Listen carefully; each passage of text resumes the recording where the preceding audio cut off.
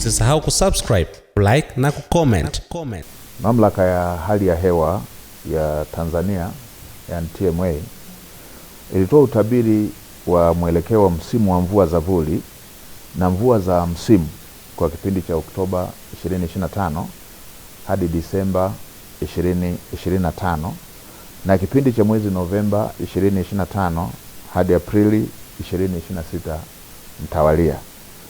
Na kutokana na utabiri huo, baadhi ya mikoa hapa nchini inatarajiwa kuwa na mvua za chini ya wastani hadi wastani kwenda chini ya wastani, na kutawaliwa na vipindi virefu vya ukavu na mtawanyiko wa mvua usioridhisha.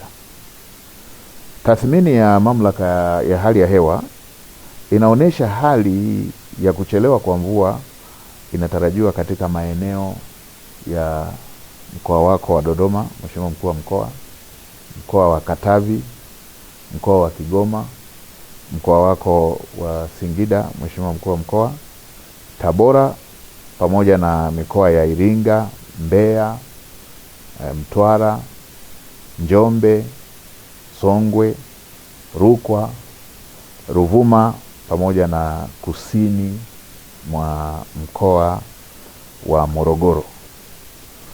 Na kutokana na taarifa hiyo, mamlaka ya hali ya hewa Tanzania nimeona ni vyema nitumie fursa hii kusisitiza masuala kadhaa muhimu kwa wananchi na mamlaka mbalimbali za serikali ili tuweze kujiandaa. Moja, Watanzania wote kujenga tabia ya kufuatilia kwa karibu taarifa za utabiri wa hali ya hewa pamoja na kuzingatia ushauri na maelekezo yanayotolewa. Waheshimiwa wakuu wa mikoa, mnakumbuka huwa inatokea tahadhari hizi zinatolewa, tunachelewa kuchukua hatua sote kama Watanzania, serikali, taasisi za serikali na wananchi wote kwa ujumla, na inakuja kutokea madhara kama ambavyo tumewahi kushuhudia, mafuriko ya udongo kule Manyara, ama mafuriko katika baadhi ya maeneo ya wananchi waliojenga kwenye mabonde. Kwa mara hii tunatahadharishwa kuhusu uhaba wa mvua, kwamba mvua hazitakuja za kutosheleza na zitakuwa na mtawanyiko usioridhisha. Ninawakumbusha wakulima kujiandaa kuwa tayari, kuandaa mashamba kwa wakati na kutumia pembejeo ikiwemo mbegu na mbolea zinazoendana na hali ya hewa tuliyotahadharishwa. Tutumie mbolea na tutumie mbegu zinazoendana na upatikanaji wa mvua chache, sambamba na kuzingatia ushauri wa wataalamu wa kilimo ambao kwa sasa wanazunguka nchi nzima kukutana na wakulima na kutoa elimu. Pamoja na kuwa hakuna tishio la uhaba wa chakula, kwa sasa kama nchi tuna akiba ya ziada, tuna chakula cha kujitosheleza, tuna hifadhi ya chakula ya kutosha kama nchi.